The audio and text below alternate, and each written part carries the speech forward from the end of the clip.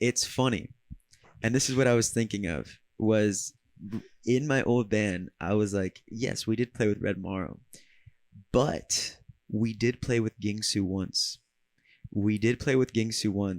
And it was at the worst show I have ever played by far in my fucking life. And me and the Clips joke about it all the time. But do you guys remember Hoodstock?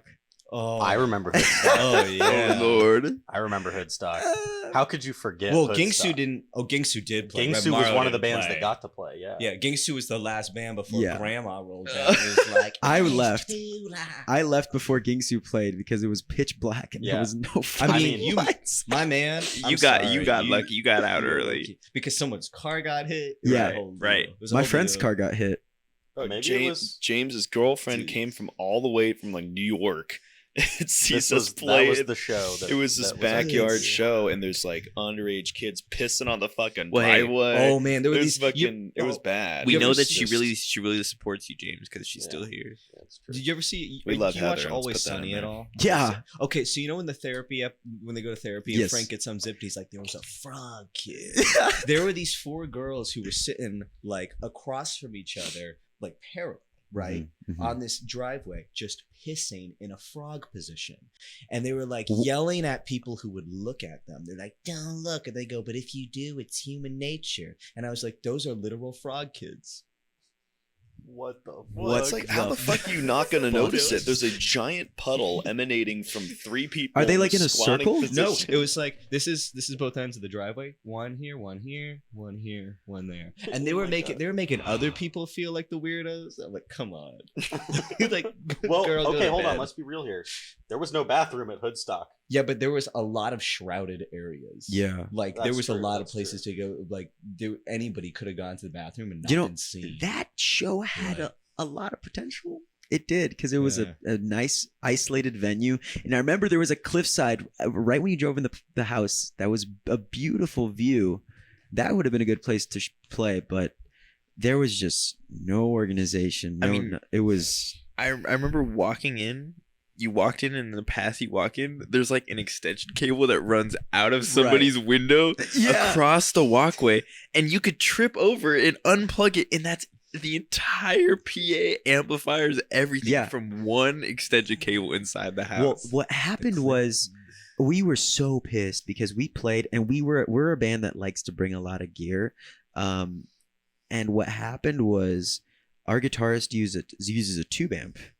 And if you know anything about guitars, you know that you can't like just turn off a tube amp like just without putting it on standby and then turning it off. But the power was so shoddy, like every other song, it would just like one of the strips would just go off.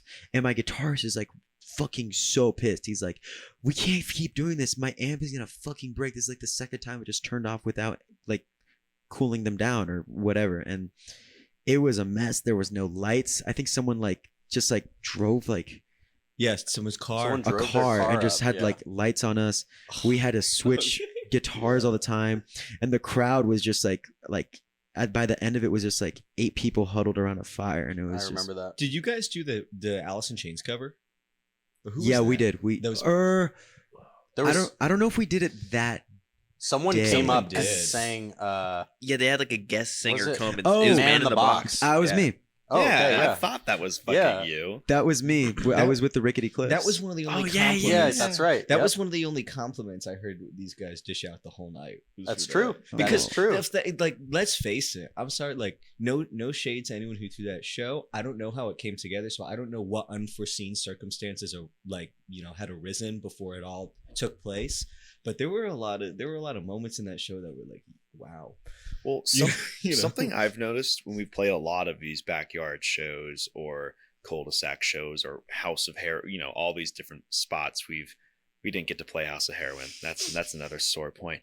But it's like everyone underestimates the dust. And if you don't like wet down the dust, it's like a major issue because it'll get on people. People start spilling drinks. It turns into like drink mud slush. Yeah. It's just one of those things where if you're playing a spot that's not on a stage, and even if you put a carpet down or something over it, that dust will get on all over your gear. It'll get in the little Guitars. creases of your pedals. Yep. It'll Yeah. it'll fuck up your pickups. clothes. I'm like, I used to press some of my buttons on my pedals, and I And could it was, like, hear, crunchy. you could I know hear the exactly what dirt you're talking crunch about. in the button. I think for the one of the, and here's the thing, like, to go off of what Caleb was saying, it's hard. It's an ambitious task to have like 10 plus bands at a venue and try to organize it, which is why, like, say what you want about Levine, L-Fest. Are you kidding? Like, that is such a hard thing to do. I know. And these guys pulled it off multiple times, and they've proved, like, I wish my band was around when these guys were around, because it would have been a pleasure to play with them. But I remember one of the big things at that show that was tough was unloading gear, because we were just at the bottom of a hill. The house was on a big hill, and there was like it was like a one-way street. People were coming back, coming down. We carried the amps all the way up, and then when it was nighttime, we were just flashlighting. We had all this gear, all this shit, and just cramming it in the truck. And it was I remember the drive back was just it was a quiet drive back. I mean, Yeah. the worst part was yeah. the band who didn't get to play and who didn't Right. get any parking spots near the top, so they walked their gear the entire way up, didn't get to play, and then they walked it all the way back down. yeah, it felt And really bad. there's just a little, it definitely, like, there's a certain element to it, like I was gonna say this earlier when you asked about how you felt about tonight's show. I feel like there's always like multiple elements to the show. There's like, you feel about your personal performance, the band's technical performance, but there's also like the energy. There's like the whole vibe of like everybody in the audience. You know Yeah. what I mean? And I feel like that show was one of those weird combinations where like the audience was like a little bit dismissive, because I think the combination of like the setup wasn't enticing to watch. Yeah. So then the people weren't so into it. So then the bands weren't having the best time. It's just a weird combination. It's hard to get as a band excited to play a show when you just see like, man, this show has been dead for a while, and now we have to muster up, and you just want to leave. You're just like, I don't want to be here and stuff, and it's tough. And I can imagine that you guys might experience that quite a bit at certain shows, because I see you guys on flyers and stuff, and typically you're on the later half of shows if you're not headlining, and at some shows where it's not paced right, it can the audience can just sort of like drift and kind of not really, they just don't have the energy to go 3+ hours and stick around and have interest. So have you guys had to feel like it's a blessing to headline a show, but we have to now work overtime because the audience is now exhausted and tired, and we have to still make them excited like they just got here? Mm-hmm. Like, for example, we played New Year's Eve at, I don't think it was considered an L Fest. It was like the New Year's Eve extrap. It was like one of their bigger shows before L Fest. Yeah, it was a throwdown. There was an awesome spot that we had played at least 2 or 3 shows at. It's like kind of North County, San Diego, I think. I'm sorry, I am not affiliated that well with the locations No, don't worry. of San Diego, but it was kind of north from where we're used to playing. Mm-hmm. And it was under a freeway overpass. And we got put on as the headliner, and we dragged all our gear out there, and they, to their credit, put on a pretty fucking good setup in the, on an already rainy day underneath an overpass. And it was impressive. A ton of people showed up. Oh yeah, New Year's was And- rainy. Yeah, because we were there as the headliner, all these other bands that were before us got, a huge amount of people there. It was like at the prime state of people were feeling it. There were drinks flowing and some people, they were like there having fun. It was entertainment. And then as the night goes on, those people eventually start to leave. And then at the very end, there's always a kicker. And this kicker of this show was the full-on deluge of rain, which started dumping down.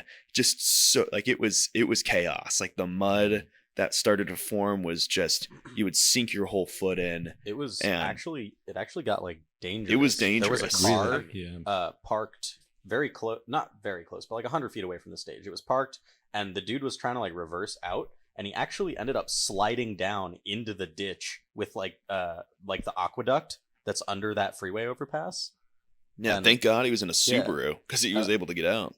Yeah, it was bad. I think like no matter what what environment we're in, where like maybe we end up in this kind of situation where like it's pushing like, because you know shows will run late for any number of reasons too, like you know it can put, you know, we could be set to go on at 9:30, end up going on 10:30, and like in any of those situations I think it's always just about like what I mean, it's even the same with if there's 5 people and we're opening, like we just throw the best performance we have, because like even if there's only 10 out of the 50 people that stayed for us, those 10 people aren't going to regret that they stayed, and they're going to tell everybody else that left that they're, you know what I mean, that they missed out. Hopefully, you know, I think that's kind of like, that's all we can do. That's the best we could do. You know, there's really nothing else. That's been one of our like kind of guiding philosophies in performing, is like, no matter what, we kind of show up to put on the best show that we are able to put on. Right.